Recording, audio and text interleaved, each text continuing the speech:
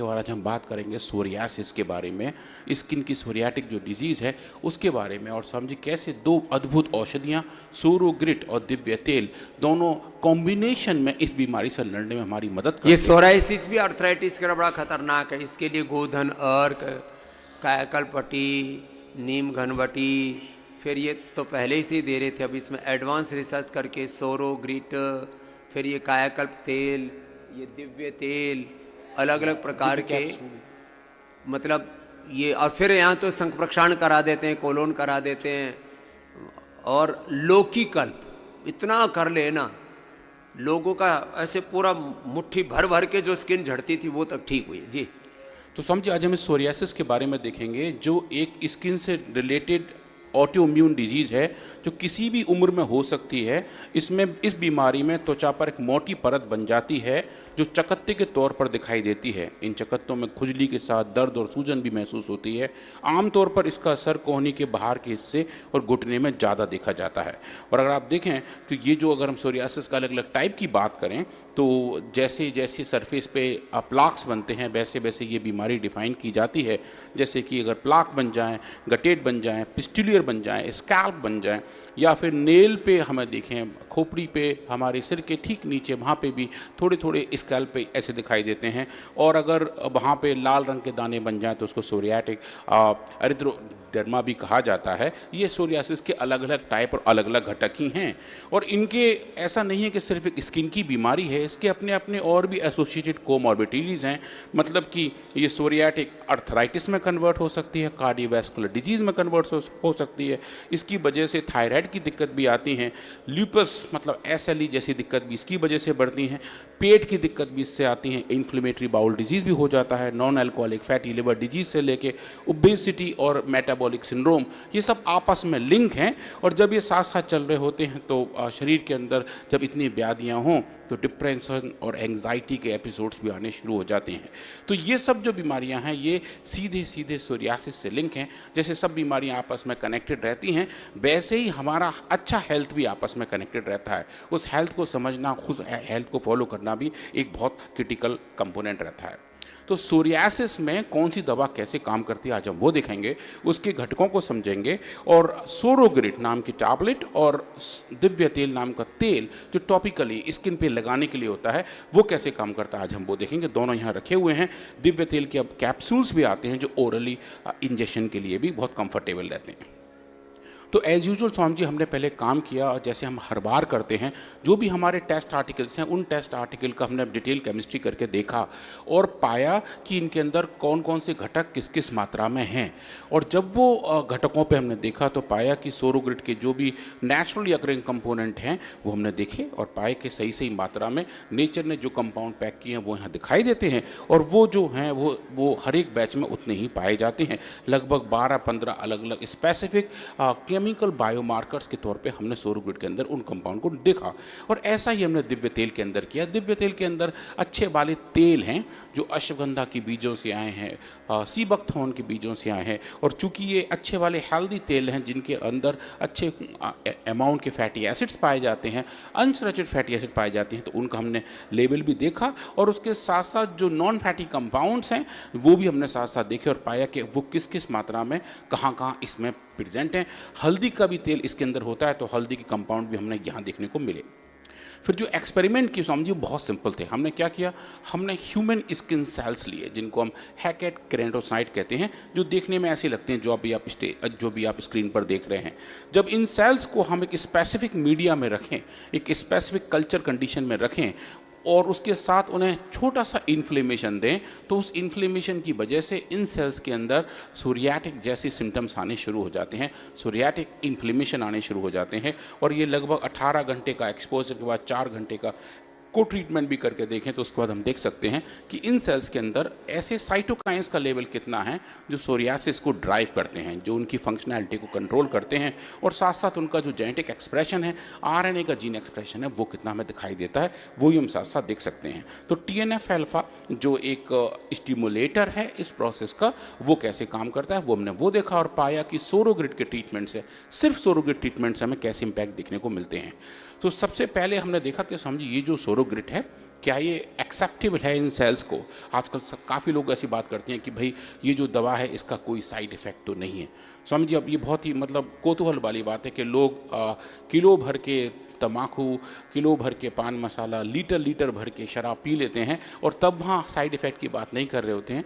जो natural medicines हैं, herbal medicines हैं, जिन हमारे हेल्थ के प्रति जिनकी अच्छी एक्टिविटी रहती है, उसके बारे में भी ऐसे लोग प्रश्न कर रहे होते हैं। तो उनके लिए हमने सबसे पहले टेस्ट करके देखा कि अगर हम इन सेल्स की बायोबिलिटी टेस्ट करें, मतलब किस डोज पे क्या क्या इम्पैक्ट आ रहे हैं वो देखने का प्रयास करें, तो आप देखें सोरोग्रिड की हमने जैसे मात्रा बढ़ाते गए हमें इन सेल्स की बायोबिलिटी पर कोई इम्पैक्ट देखने को नहीं मिला, जो बताता है कि ये जो कंसंट्रेशंस हैं ये साइटोसेफ हैं, मतलब सेल के लेवल पे कोई ज़्यादा फर्क इसमें दिखाई नहीं देता है।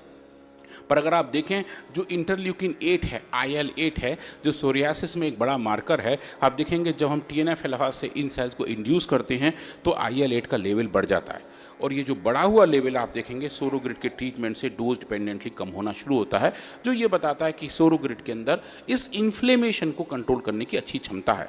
और सिर्फ यहाँ तक की बात नहीं है, अगर हम जीन एक्सप्रेशन पे भी देखें तो आप देखेंगे IL-1 बीटा, IL-8 और TNF अल्फा इन सब के लेवल भी जो बढ़ जाते हैं इंडक्शन की वजह से, वो सोरोग्रिड के ट्रीटमेंट से डोज डिपेंडेंटली कम होने शुरू हो जाते हैं।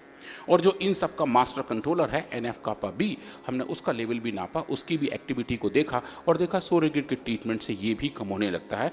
तो एक इंटीग्रेटेड तरीके से इन्फ्लेमेशन को रेगुलेट करने के जो पाथ हैं वो सोरोग्रिड से अच्छे हो जाते हैं। तो उसके बाद में देखा अगर ऐसा है तो क्या हम कुछ और इंड्यूसर का इस्तेमाल कर सकते हैं जिनको हम आगे अपने एनिमल एक्सपेरिमेंट में यूज़ करेंगे। तो एक सिंथेटिक वर्ड की बड़ी दवा है इमिक्विमोड, जो जेनेटल वॉट्स के लिए इस्तेमाल की जाती है, पर इसका एक एडवर्स इफेक्ट, इसका एक साइड इफेक्ट सोरियासिस जैसे लेजन्स का आना है। तो हमने इस दवा को लिया और इस कंपाउंड को लिया और इस कंपाउंड को हमने जब इन्हीं सेल्स को दिया तो देखा कि इंटरल्यूकिन 17 जो एक डिज़ाइनर मॉलिक्यूलर प्लेयर कहा जाता है सोरियासिस का, कि मतलब जब सोरियासिस होती है तो IL-17 का लेवल बढ़ता है। तो ये जो बढ़ता है, ये जो बढ़ा हुआ लेवल है वो किस डोज पे किस तरीके से IMQ के इंडक्शन से बढ़ता है। और आप देखें स्वामी जी इस मॉडल में भी ये शायद दुनिया की पहली स्टडी थी जहां हमने एक हर्बल कंपाउंड का ऐसा इम्पैक्ट दिखाया कि IMQ से इंड्यूस हुए IL-17 का लेवल जो बढ़ जाता है वो सोरोग्रिड के ट्रीटमेंट से डोज डिपेंडेंटली कम होना शुरू हो जाता है। और इनको अगर आप देखें जीन एक्सप्रेशन के लेवल पे भी, वहाँ भी हमें ऐसे चेंज देखने को मिले। IL-17 के अलावा IL-23 जो एक दूसरा हॉलमार्क बायोमॉलिक्यूल है, उसका लेवल भी आप देखेंगे सोरोग्रिड के ट्रीटमेंट से कम होना शुरू हो जाता है। तो ये सब स्वामी जी हमारे सेल बेस्ड डेटा थे जहाँ हमने एक अच्छा इम्पैक्ट देखा और पाया कि किस तरीके से सोरोग्रिड यहाँ काम करता है। और हमने एक सेल के लेवल पे, इन विट्रो लेवल पे ये फाइंडिंग पाए और जब हमने इसको आगे दिखना शुरू किया तो हम बहुत एक्साइटेड हुए और हमने कुछ एनिमल एक्सपेरिमेंट्स किए। आज हम दो अलग अलग स्टडीज़ के बारे में बात करेंगे। हमने एनिमल्स के अंदर सोरियाटिक इन्फ्लेमेशन को इंड्यूस किया और एक कंपाउंड है, इसका नाम है TPA, उस कंपाउंड को उनको दिया और उनके कान पर सोरियासिस जैसे सिम्टम्स पैदा किए। ये थोड़ी सी लंबी स्टडी थी और जहां हमने देखा कि अगर हम TPA, जिसका नाम है फोरोब्रोल 12 मिस्ट्रेट 13 एसीटेट, ये लंबा सा नाम है पर ये एक ऐसा केमिकल है जो सोरियासिस जैसे इन्फ्लेमेशन को इंड्यूस कर देता है, पैदा कर देता है। और एनिमल्स के कान पर अगर हम लगाएं और कान पर लगाने के बाद आप देखें तो उनके कान मोटे मोटे भारी भारी हो जाते हैं, सोरियासिस जैसे चेंजेस उनके कान की स्किन पे आने लगते हैं। अब समझिए क्वेश्चन ये है कि कान पे क्यों करते हैं, क्योंकि इन एनिमल्स के पूरे शरीर पे बाल होते हैं और कान ऐसे ऐसे हैं जो बहुत सॉफ्ट एंड डेलिकेट है और जहाँ पे ऐसे सिचुएशन को आसानी से ऑब्जर्व किया जा सकता है, नापा जा सकता है। तो हमने वो देखा और पाया कि जो सोरियासिस जैसे चेंजेस हैं वो तो हमें यहाँ देखने को मिले। उसके साथ साथ जब हमने इनको सोरोग्रिड खिलाया और दिव्य तेल टॉपिकली लगाया, मतलब कान पे वो तेल लगाया और दवाई ओरली खिलाई, मुंह से खिलाई, तो आप देखें स्वामी जी के अंदर कैसे चेंजेस आने शुरू हुए। और सिंथेटिक बर्ड के एक बड़ा स्टेरॉयड है जिसका नाम है क्लोबेस्ट्रॉल, हमने उसको भी यूज़ किया पैरेलल में और देखा कि उसके इम्पैक्ट कैसे आ रहे हैं। तो ये लंबी स्टडीज़ थी पर जो फाइंडिंग थी वो बहुत अच्छी थी। हमने कान की थिकनेस नापी, उनके अंदर ये नापा कि हिस्टोपैथोलॉजिकली कैसे चेंजेस आ रहे हैं, कान का जो थिकनेस है उसका वेट कितना है वो नापा और देखा कि चेंजेस किस तरीके के हैं और क्या हम सोरोग्रिट और दिव्य तेल के को ट्रीटमेंट से उस ट्रीटमेंट बेनिफिट को क्लेम कर सकते हैं। तो ये स्वामी जी बड़ा अच्छे वाले डेटा हैं। जो अब देखिए ये कान की थिकनेस है, ये डिजीज इंडक्शन करने के 11वें दिन तक हमने मेजर किया, रोज उसको नापा। तो जो काली वाली लाइन है वो बताती है कि ये जो नॉर्मल एनिमल हैं जिनके अंदर हमने कोई बीमारी पैदा नहीं की है, जो नॉर्मल हैं, जो जिनको जैसे बिहेव करना चाहिए। और ये जो लाल वाली लाइन है ये वो वाले एनिमल्स हैं जिनके अंदर हमने बीमारी पैदा की है, जिनको हमने टीपीए का इंडक्शन दिया है। तो आप देखेंगे जो कान की थिकनेस है मिलीमीटर में अगर आप नापें वो कितनी बढ़ गई है, तो आप देखेंगे जैसे जैसे दिन बढ़ते जाते हैं वैसे वैसे कान की थिकनेस भी बढ़ती जाती है और यहाँ जाकर देखें स्वामी जी लगभग पीक आउट हो जाती है। अब नीचे आप जो 3 ग्रुप देख रहे हैं ये वो वाले एनिमल्स हैं जिनको हमने सोरोग्रिट खिलाया है और दिव्य तेल लगाया है, और सोरोग्रिट की 3 अलग अलग डोजेस दी हैं, 3 अलग अलग मात्रा दी हैं। तो आप देखेंगे स्वामी जी जैसे जैसे आप मात्रा बढ़ाते हैं वैसे वैसे आप देखेंगे जी कान की थिकनेस है वो भी डोज डिपेंडेंट तरीके से कम होती जाती है। इसको अगर हम क्वांटिफाई करके देखें 11वें दिन कितने चेंज है तो स्वामी जी इतने चेंज दिखाई देते हैं। ये नॉर्मल एनिमल है, डिजीज कंडीशन में देखें तो ये लगभग स्वामी जी 0.5 mm तक थिकनेस बढ़ जाती है। और ये बढ़ी हुई थिकनेस आप देखें स्वामी जी सोरोग्रिट के ट्रीटमेंट से, दिव्य तेल के को ट्रीटमेंट से ये वापस नॉर्मल होकर वैसे आने लगती है जैसे कि नॉर्मल एनिमल्स का होना चाहिए। और ये स्वामी जी बड़ी वाली फाइंडिंग है, ये हमने पहली बार ऐसा देखा कि ये दवा कितने अच्छे कितने अद्भुत तरीके से काम कर रही है। उसके बाद स्वामी जी हमने इनका कॉम्बिनेशन पे इम्पैक्ट भी देखा और ये भी देखा कि अगर इनके कान के अंदर में पंच पैदा करें, मतलब छोटे छोटे गोल गोल डिस्क को आइसोलेट करें, उनको भी वे करके देखें तो देखें स्वामी जी चूँकि कान मोटे हो जाते हैं, भारी हो जाते हैं, इनका वजन भी बढ़ जाता है। और ये बड़ा वो वजन आप देखेंगे स्वामी जी डोज डिपेंडेंट तरीके से सोरोग्रिट और दिव्य तेल के ट्रीटमेंट से ठीक होना शुरू हो जाता है। उसके बाद स्वामी जी हमने हिस्टोपैथोलॉजी की और देखा कि टिश्यू के स्किन को अगर हम माइक्रोस्कोप के नीचे देखें, अलग अलग स्टेन से उसको स्टेन करके देखें तो हमें कैसे चेंजेस दिखाई देते हैं। तो इसको स्वामी जी ईयर एडीमा कहते हैं, मतलब कान की सूजन कहते हैं। एडीमा मतलब सूजन और कान तो कान है ही। तो देखें स्वामी जी ये नॉर्मल कंडीशन है जैसा नेचर ने इस कान को बनाया हुआ है। आप देखें ये इसकी ऊपर की एपिडर्मिस लेयर है जिसको हमने जूम करके देखा हुआ है। जब हम यह बीमारी इंड्यूस करते हैं तो देखें स्वामी जी ये हिस्सा कितना बड़ा हो जाता है, काफ़ी मोटा मोटा भारी भारी हो जाता है। और हाइपर केराटिनोसिस मतलब एक त्वचा की लेयर का दूसरे के ऊपर चढ़ना और मोटी मोटी लेयर का बनना वो हमें यहाँ दिखाई देता है। और जब आप इसको स्वामी जी ट्रीट करते हैं दिव्य तेल और सोरोग्रिट के साथ तो देखें स्वामी जी ये जो चेंजेस हैं ये वापस रिवर्स होने लगते हैं। प्रोटेक्शन के तौर पे हमें अच्छी इम्पैक्ट दिखाई देते हैं। इसको अगर आप क्वांटिफाई करें हर एक एनिमल के अंदर इन पैरामीटर को अगर आप स्कोर करें, क्योंकि यहाँ जो देख रहे हैं स्वामी जी आप सिर्फ एक एक एनिमल एक एक ग्रुप में देख रहे हैं, हर ग्रुप में लगभग स्वामी जी 8-8, 9-9 एनिमल हैं। उन सबका डेटा अगर आप कंपाइल करके देखें तो आपको ऐसा दिखाई देता है, चाहे वो एपिडर्मल हाइपरप्लेजिया हो, ट्रिच फॉर्मेशन हो, डर्मल एक इन्फ्लेमेशन हो या स्वामी जी इन सब का समग्र टोटल हो जिसको हम टोटल लेजन स्कोर कहते हैं। तो आप देखें स्वामी जी घाव का बढ़ना, लेशंस का बढ़ना बीमारी का इंडक्शन का घोतक होता है। और जब आप इसको क्वांटिफाई करके कंपेयर करते हैं तो आप देखेंगे स्वामी जी सोरोग्रिट और दिव्य तेल के को ट्रीटमेंट से ये जो घाव हैं, जो लेजन्स हैं, वो भी डोज डिपेंडेंट तरीके से कम होते हैं, जो ये बताते हैं हमें कि इन्फ्लेमेशन तो कम हो ही रहा है पर उसके साथ साथ जो और भी घटक हैं, स्किन की हाइपरप्लेजिया है वो भी इसके पूरे प्रोसेस से ठीक होनी शुरू हो जाती है। तो ये हमारा एक ऐसा वाला मॉडल था जिसने बताया कि ये दवा अच्छे से काम करती है। इन विट्रो डेटा हमारे पास अच्छे थे, इन विवो भी अच्छे आ गए। तो उसके बाद हमने इस पर और आगे काम करने का देखा और पूज्य आचार्य ने कहा कि जो सबसे डिफ़िकल्ट एक्सपेरिमेंट हैं, जिनको कहा जाता है कि जो गोल्ड स्टैंडर्ड्स हैं सोरियासिक रिसर्च में, हमें वो करने चाहिए। फिर हमने तुरंत वो वाले एक्सपेरिमेंट किए। पूरी फार्मा इंडस्ट्री में ऐसा कहा जाता है कि इस वाले एनिमल मॉडल में अगर कोई दवा काम करती है तो वो सोरियासिस में बहुत अच्छा काम करेगी।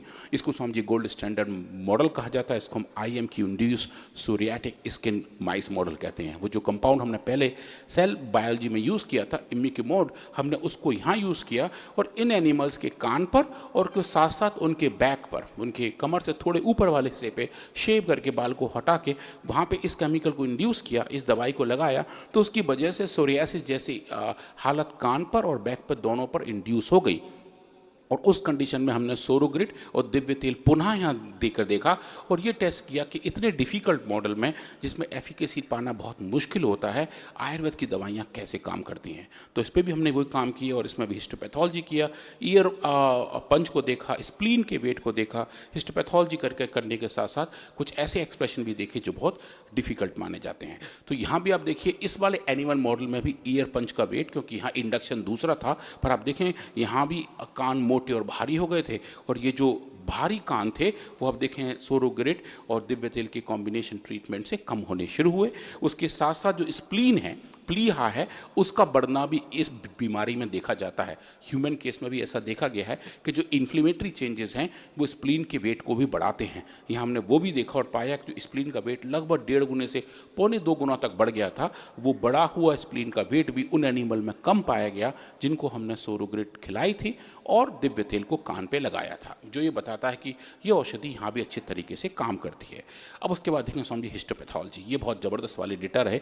ये कान के ही वही टिश्यू है जो हम पहले देख रहे थे, ये डिफरेंट एनिमल्स हैं। आप देखिए ये कान, ये नॉर्मल वाले एनिमल हैं, ये नॉर्मल थिकनेस है जो आपको दिखाई दे रही है, ज़्यादा मोटाई नहीं है। पर आप जब इन एनिमल्स के कान पर IMQ लगाते हैं जो बहुत ही तेज़ तरीके से, बहुत ही स्ट्रॉन्ग तरीके से बीमारी को इंड्यूस करता है, तो वो इंडक्शन के तौर पर हमें दिखाई देता है कि ये इंडक्शन कैसे हैं। और ये कान के अंदर बहुत ज़्यादा वाली सूजन आ जाती है और ये जो सूजन है वो ये बताती है कि बीमारी वहाँ तेज़ी से इंड्यूस हुई जा चुकी है।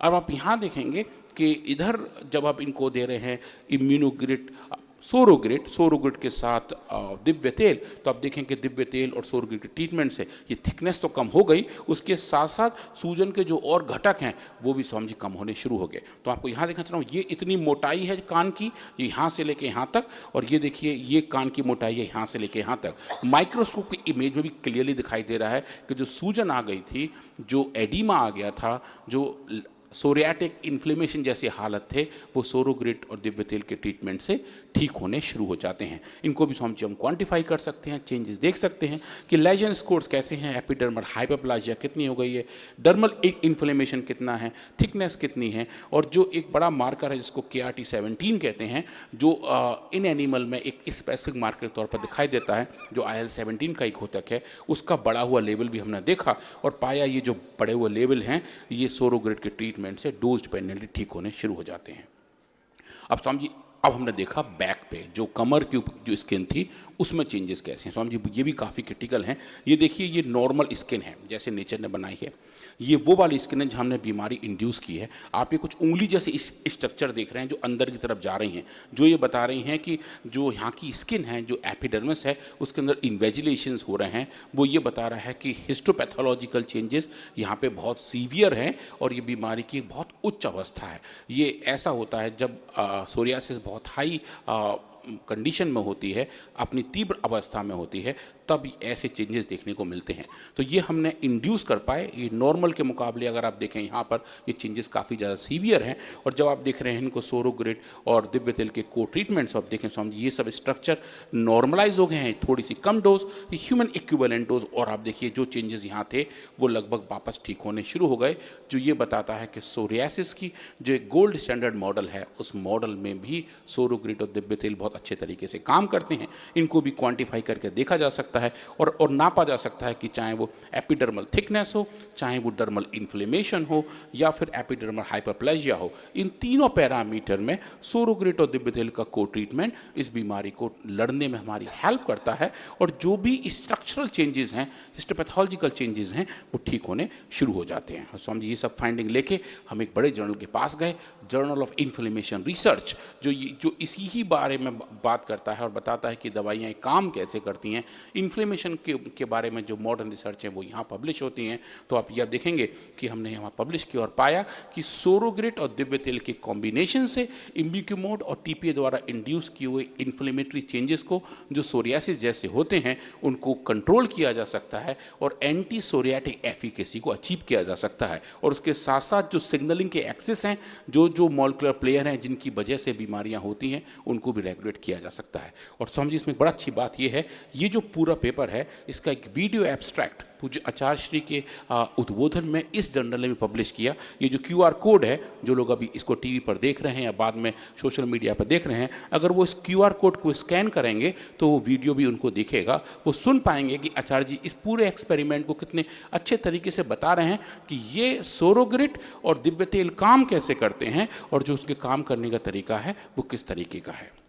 तो समझिए, आज हमने देखा कि सोरियासिस जैसी हालत को सोरोग्रिट और दिव्य तेल के को ट्रीटमेंट से कंट्रोल किया जा सकता है। उसकी एफिकेसी हमने प्री क्लिनिकल स्टडीज़ में देखी और एक बड़े अच्छे जर्नल्स में हमने इसको पब्लिश किया।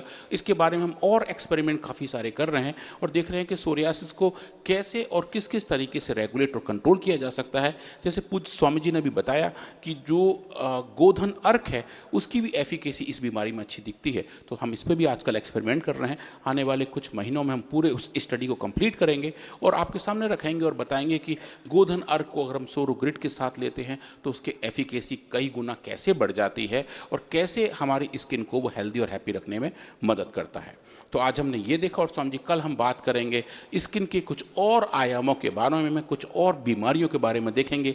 एक्जिमा को हम ऑलरेडी देख चुके हैं। कल हम बात करेंगे एलोकांति के बारे में और देखेंगे जो स्किन को हैप्पी रखने का जो तरीका है वो किस तरीके से है, कैसे हम अपने अंदर कोलेजन के लेवल को कंट्रोल और रेगुलेट कर सकते हैं और अपने स्किन को, जो हमारे शरीर का सबसे बड़ा ऑर्गन है, उसको हेल्दी हैप्पी रख सकते हैं, खुद को अच्छा महसूस कर सकते हैं, औरों को भी अच्छा महसूस करा सकते हैं।